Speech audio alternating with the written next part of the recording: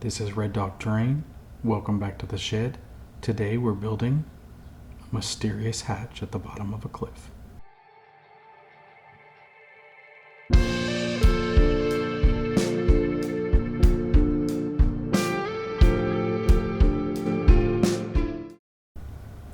I had an idea for a large terrain piece to display minis on for a local store.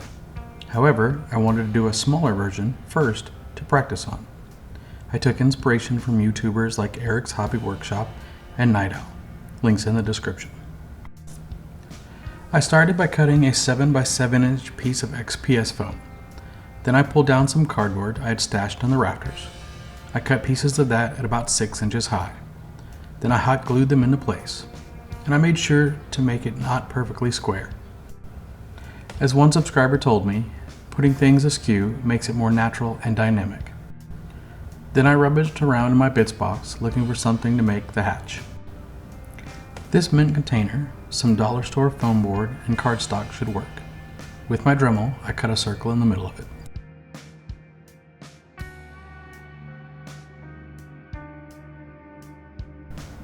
I marked off where I would put the hatch. Next, I cut a circle of foam board to fit inside.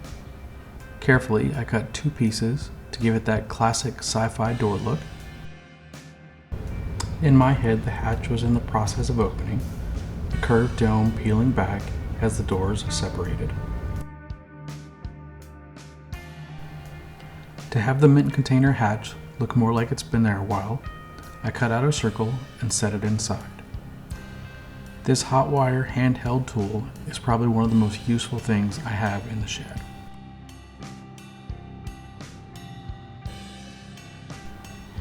Next, I cut strips of XPS foam and foam board in varying thicknesses and began to stack them in place. As I was laying them out, they were moving on me, and I kept getting them mixed up. So I ended up labeling them all and putting them back together like a Sudoku cliff. I don't know if you could tell, but I got a second camera. I'm still working on making the 2 videos look similar enough and learning how to do color correction.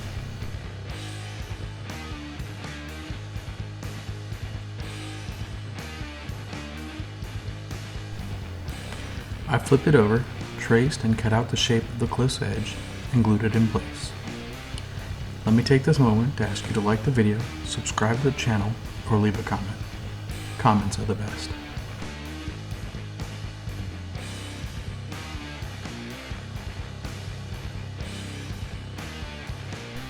While that was drying, I went back to the hatch.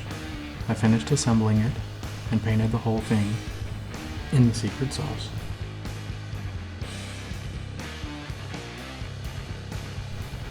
To get the edges of the cliff straight, I took a flat ruler, laid it against the edge of the bottom of the cliff, and then dragged my hot wire tool across it. Next came the most fun part of the whole build. With a fresh blade, I cut diagonally across the whole cliff face, not really worrying whether the lines were perfectly straight. Then, with a pair of tweezers, I just went nuts. I dragged and I scraped, I gouged and I poked at the lines in the cliff face. I was happily covered in foam shrapnel. Doing this creates random crags and crevices, perfect for a rocky cliff. In a used Pringle can, I mixed up tacky glue, brown paint, orange paint, cinnamon colored paint, tile grout, sand, little bits of rocks. I mixed it up real well until it was the consistency of pancake batter, and then coated the whole thing. When the foam dries, it will have a great texture.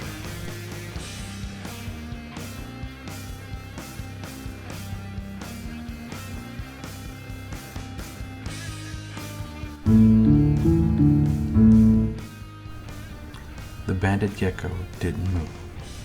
The circling Cooper's hawk continued its path. The lizard knew it was exposed, and there was a good chance the hawk had already seen him. There was a jagged crack in the cliff face that he could hide in. It was big enough for him to squeeze into, but not big enough for the bird's sharp beak. The hawk's circles were getting lower and lower.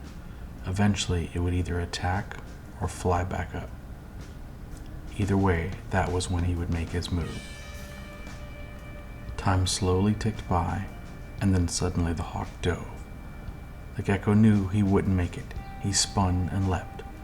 His yellow body bounced off rocks and tumbled to the ground. As he searched for a new hiding spot, the hiss of a motor and the cranking of pistons turned him towards the slowly opening hatch. It was his only chance. He scurried to the metal rim and dove in.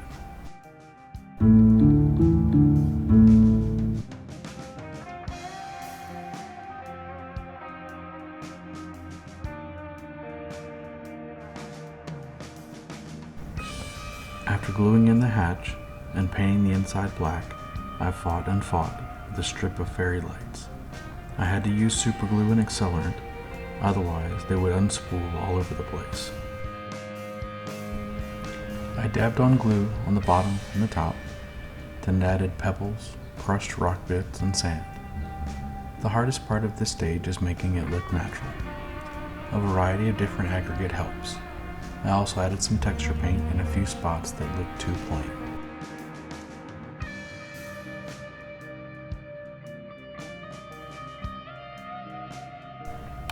Using brown and orange paint, I did the time-honored tradition of painting rocks to make them look like rocks. The painted rocks were a little too stark, so I did an overbrush of tan.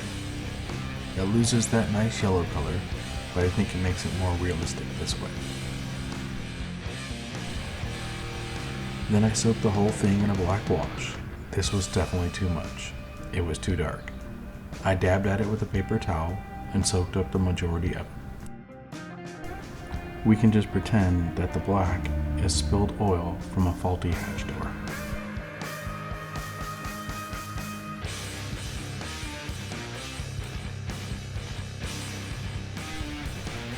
With a beige and then with light buttermilk, I dry brushed the whole thing. This really brings out the texture. I bathed the hatch and even a few spots of the cliff in this oil wash I bought when I was visiting Mom in Texas. I've used it plenty of times and it does a fine job. I'd like to pick up a few more of their products in the future.